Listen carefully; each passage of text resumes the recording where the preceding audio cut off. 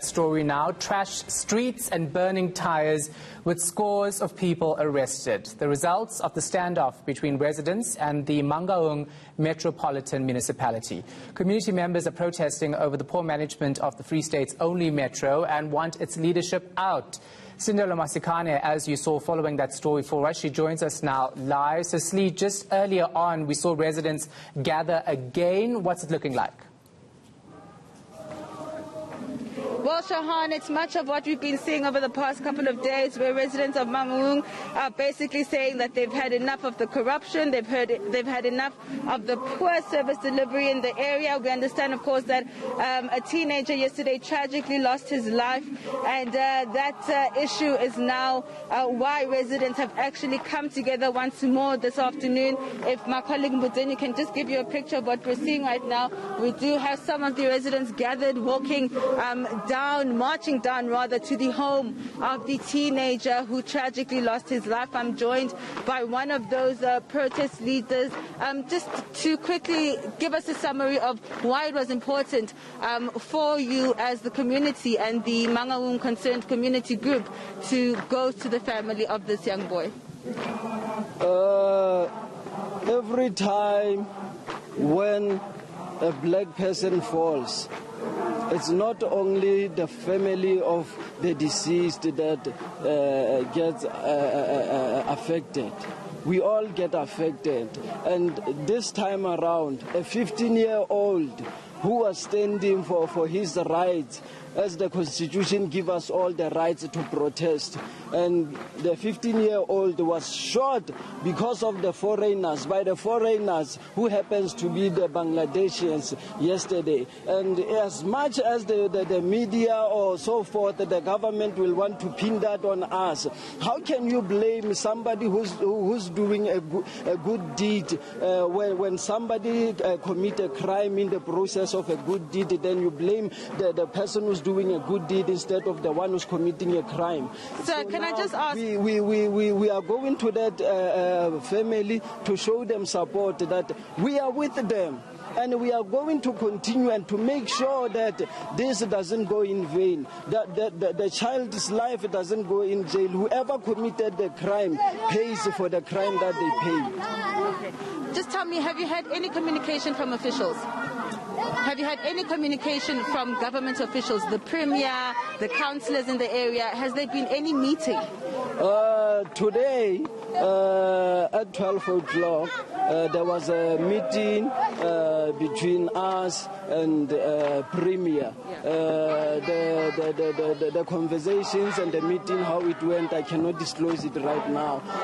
But there will be a media release for what has been agreed upon or what we did not agree on. Okay. So our protest continuing tomorrow? The protest will continue up until the citizens are satisfied. If the citizens are satisfied today, the protest will stop today. But if the citizens are not satisfied, I think we'll protest until Jesus comes. All right, thank you so much. All right, Jahan, just to leave you with some of the visuals that we are seeing right now, the community of Mangaung, those who are frustrated, who are upset and angry at the lack of service delivery, the lack of progress in the area, are back on the streets. As you can see right now, the protesters are marching to the home of the young man who was shot and killed, the 15-year-old teenager. We have just received confirmation that there has been a meeting with the Free State Premier, that is Sisi Ntombela, who had promised to meet with the protest leaders. Unfortunately, we don't have the details of the outcome of that meeting. All we know from the protest leaders right now is that if there is a consensus that has been met, then there will be a media release and that protest action will stop. But if the community feels that it's not enough what's being said by the Premier or what's been discussed with the Premier, that protest action will continue, quote, until Jesus comes back. Yes, Lee, let's talk a bit more about the impact this protest is having today on vaccinations, because we know that yesterday it did cause delays. Yes, certainly. Certainly there has been an effect on the phase 2 vaccination process here in Bloemfontein. We understand that they had identified 2 vaccination sites, one in Putadichaba and one here in Bloemfontein. However, while the vaccinations proceeded and were quite successful in Putadichaba, here in Bloemfontein there has not been one phase 2 vaccination that has been done. This is because, like you've seen, the roads are in complete disarray. So the government officials have decided that until things calm down, or once the issue of protest action is resolved, that they cannot deliver the vaccines. And that is because of many of the road closures here in the Mangaung area. Arrests earlier today? Police have been actually patrolling the area, I must say, Shahan. At this point, I have not seen police.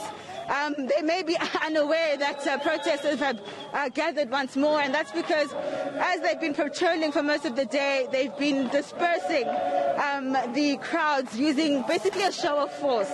There has not been rubber bullets dispersed, as far as I understand, today. However, I have seen police gathered in their numbers. They arrive where the crowds are gathered, and then they just disperse them using that show of force, showing them that they have the guns with the rubber bullets. And at this stage, we have not seen any law enforcement official that's come to monitor this crowd. All right, we're going to leave it right there. Our reporter Silindelo Masikane following that story for us. See, we actually get to the scene before the cops sometimes.